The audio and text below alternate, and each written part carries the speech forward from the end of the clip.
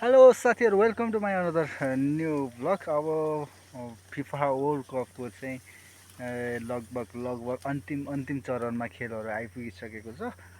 हिजो राति चाहिँ फ्रान्स भर्सेस स्पेनको पहिलो सेमी फाइनल गेम चाहिँ भइसकेको छ भने जसमा स्पेनले चाहिँ 2-0 को गोल अन्तरले फ्रान्सलाई हराउँदै पहिलो फाइनलिस्ट बन्न सफल भइसकेको छ। अब गेमको विषयमा केही भन्नुपर्दा हिजो फ्रान्सको गेम त्यति इफेक्टिभ भने भएन, जसको कारणवश चाहिँ उनीहरूले हार बेहोर्नु पर्यो। अब टुर्नामेन्टभरि सबैले वर्ल्ड कपको दावेदार प्रमुख दावेदार फ्रान्स नै भनिरहेका थिए, चाहे जसले जुनसुकै टिमलाई चाहिँ सपोर्ट गरिरहेको अवस्था होस्। त्यो फ्रान्सको गेम हेरेर चाहिँ लाग्थ्यो कि यसपालिको वर्ल्ड कप फ्रान्सले नै उठाउनेछ। तर स्पेनको त्यो निकै नै राम्रो गेम प्ले भन्नुपर्छ। डिफेन्सिभको ठाउँमा डिफेन्सिभ राम्रो, एट्याकिङको ठाउँमा एट्याकिङ राम्रो, जसको कारणले चाहिँ 2-0 को गोल अन्तरले चाहिँ जित निकाल्न सकेको छ। सो फ्रान्सको गेम खेल्ने क्रममा केही कमी कमजोरीहरू देखा परिरहेको थियो। तिनीहरूले चान्स क्रिएट गर्न सकिरहेको छैन, पासिङहरू पनि मिस पास भइरहेको अवस्था थियो र एट्याकिङ गर्ने क्रममा पनि डिफेन्डरले सहजै रूपमा चाहिँ बल खोसेर चाहिँ नियन्त्रणमा लिन सकिरहेको अवस्था थियो। अब त्यसमा फ्रान्सको कमजोर गेम भन्ने या स्पेनको निकै नै राम्रो गेम भन्नु, त्यो तपाईँहरूको हातमा छोड्ने, जसले गेम हेर्नुभयो। मैले पनि लगभग आधीभन्दा बढी गेम हेरेँ। हाफ चाहिँ पुरै हेरेको, त्यसपछि भने सेकेन्ड हाफ चाहिँ अलिअलि हेरेको थियो, निदाएर सायद निदाएँ होला। एक गोल हानिसकेको थियो आफूभन्दा अगाडि पेनाल्टी मार्फत। सो त स्पेनलाई एउटा कुरोले के सुरुमै पेनाल्टी पाएर गोल हान्यो, अब त्यसले नै बुस्ट गर्यो उनीहरूको जुन पावर छ त्यो बुस्ट गर्यो, जसका कारणले चाहिँ त्यो गोल नै जितको मेन कारण चाहिँ बन्न सक्यो। अब जब गोल भइसकेपछि अब फ्रान्सले अभियसली प्रेसर त फिल गरिहाल्छ, त्यही माथि गेम त्यस्तो दामी थियो। जस अब स्पेन फर्स्ट फाइनलिस्ट भइसकेको छ, के थाहा कपै उठाउन सक्छ कि।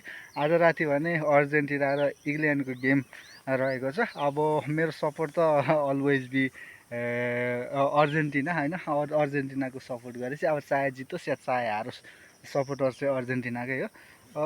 म चाहन्छु अर्जेन्टिनाले जितोस्, बट अब जसले भरे राम्रो खेल्छ त्यसले अवश्य जित्नेछ। किनकि अब टप 4मा आइपुगिसकेपछि इङ्ल्यान्डलाई पनि कमी छ, कमजोरी छ भन्न मिल्दैन। अब अर्जेन्टिनाको पनि धेरै कमी कमजोरीहरू छ। डिफेन्सिभ लाइनअप चाहिँ त्यति राम्रो छैन, भरपर्दो छैन। सो जसले जसरी पनि जित्न सक्छ। लेट्स सी कसले जित्छ। बाख्रा चराउन त लिएर आएको छु कि आज अघि भर्खर नै अलिअलि सिम पानी परिरहेको थियो, तर अब कति बेला पानी पर्छ थाहै छैन होइन। तर बाख्रा चराउनु पऱ्यो भनेर चराउन चाहिँ लिएर आएको। त्यो अलिअलि पानी त परिरहेको थियो कि फेरि बिदो होला कि भनेर बसेको, बिदो भएन। अनि बाख्रा फुकाएर चलिदिएँ म चाहिँ। अहिले बाख्रा चरिरहेको छ यहाँ।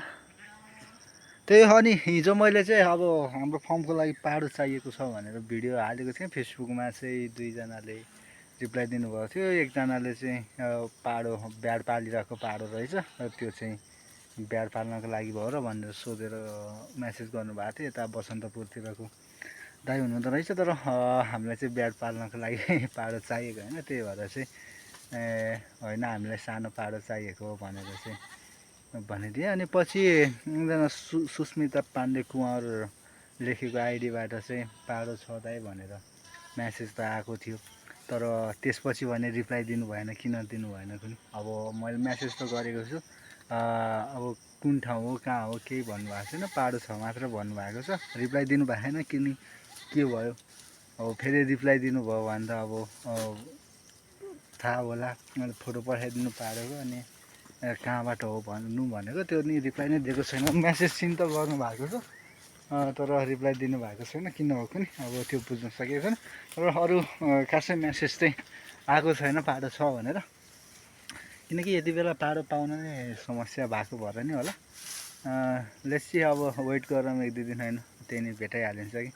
अब त्यो पोस्टमा भएन भने फेरि अर्को पोस्ट बनाएर हाल्नुपर्ने हुन्छ, किनकि अब पुरानो पोस्ट भएपछि धेरै मान्छे कहाँ पुग्दैन कि। अब जति 1-2 दिनमा पुग्यो त्यति मात्रै हो। त्यही भएर फेरि अर्को पोस्ट हाल्नुपर्ने नि हुनसक्छ।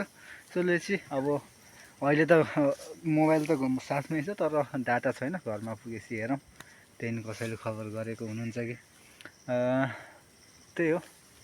यदि अब यो भिडियो हेरेर नै बस्नु भएको छ भने यो भिडियो हेरेर नै कृपया जानकारी गराउन सक्नुहुन्छ। यदि तपाईँहरूको घर छेउमा पाल्न लागेका 1.5देखि 2 वर्षका पाडोहरू छ भने हामीलाई खबर गरिदिनु होला भन्न चाहेँ। त्यही हो। आज चाहिँ किन हो कुनै बाख्रा धेरै चरिरहेकै छैन। यताडि धपाए उता, उताडि धपाए यता गरिरहेको छ। झन् आज ढिलो फुकाएको अनि धेरै बेर चराउने भनेर चराउन लाग्यो। झन् बाख्रा यताडि उता, यताडि उता, यताडि उता हिँडै छ। उताबाट धपाएर ल्यायो यता जान्छ, यताबाट धपाएर ल्यायो खुइ खुइ उता जान्छ। त्यसो गरेर अहिले चाहिँ यहाँ लगाएको छु। अब पनि त्यही गऱ्यो भने सिधै घर हो। चाहे भोको होस् जेसुकै होस् माथि आँखाहरूलाई म जाँदैछु। चर्न त आएपछि चर्नु नि भनेको यताडि धपायो उता, उताडि धपायो यता। झन् आज हल्का निन्द्रा लगाइरहेको किन हो नि। हिजो बेलुका गेम हेर्ने भनेर बस्दिएको। गेम पुरा हेरिएन, हाफ मात्रै हेरियो अनि निदाइयो। बिहान नि सुत्छु भनेको थिएँ। फेरि अब बिहानदेखि मम्मी बुवा कराएको कहिले कोही चल्ला सार्दै कहिले के भने सुत्नै पाएन। अघि निन्द्रा लगाइरहेको थिएँ, एकछिन सुत्दिएको बाख्रा कता गएछ कुन। अहिले पनि निन्द्रा लगाइरहेको। अब घर गएर झ्याम्म सुत्नुपर्छ। घर गएपछि फेरि निन्द्रा लाग्दैन कि दिउँसो त्यही झ्याउ छ।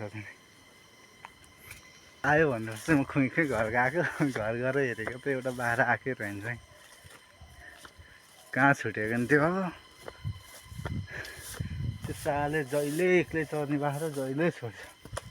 काम छैन। ग्रुप हिँडेपछि त झ्याम हिँड्ने नि। एकल गाडी भएपछि लास्टै गाह्रो हुँदो रहेछ। कहाँ छ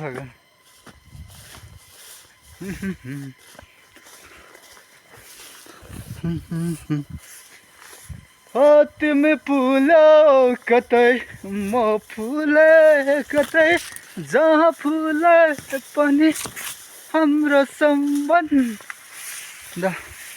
खै यो कहाँ छ कुन्थ्यो, कहाँ छ अब कहाँ जाने खोज्नुलाई।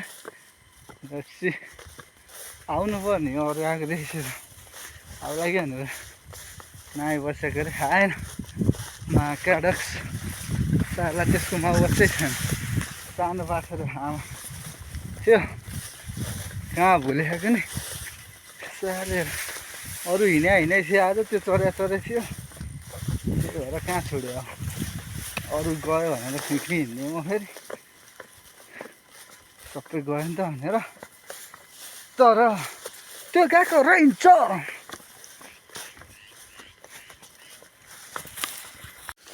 अरू चाहिँ यहीँबाट निक्लेर गएको हो। तर त्यसलाई त मैले उताबाट धगाएको थिएँ एक लट। अनि उताबाट धगाएर यता आयो कि आएन कुन्नी थाहै भएन। अब कहाँ गयो।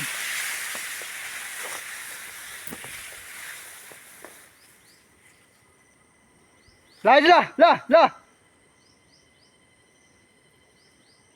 यता वरिपरि कतै हलचल छैन। ल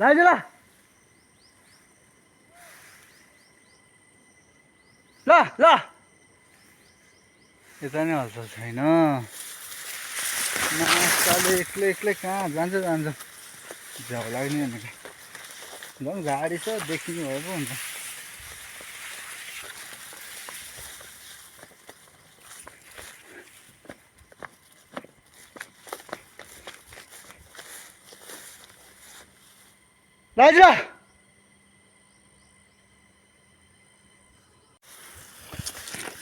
अरू घर पुगिसक्यो। यो चाहिँ यहाँ चरिरहेको छ माछाले। कुनै हिँडै कुनै चरै। यो एउटा हो के एक्लै हिँड्छ भनेको यो माछाले। ए यिनका आमा छोरा अरू घर पुगिसक्यो सालेहरू।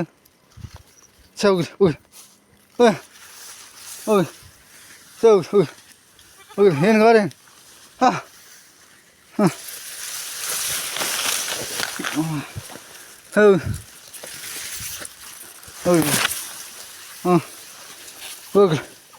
हो चौध उता जा जा जा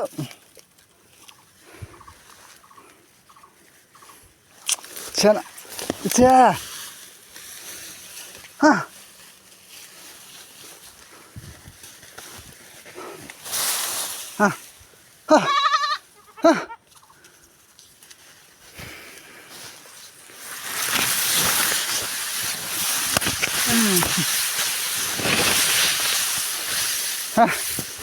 यहीँ खोइ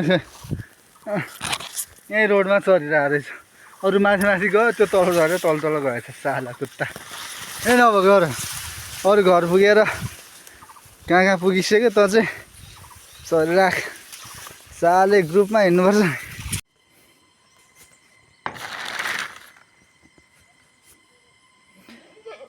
यस्तो यो जोर्नीबाट चाहिँ पानी छिर्यो होइन हाम्रो घर त्यही भएर चाहिँ यो जोर्नीलाई हटाउन चाहिँ प्लास्टिकलाई चाहिँ बटारेर यहाँबाट लगेर तल बलोमा राखेको थियो सो यसलाई झिकालेर चाहिँ यसलाई यहाँ ठोकिदिनु लागेको तर प्लास्टिक पुगेन यहाँ यसरी प्लास्टिक पुगेन सो अर्को बाँस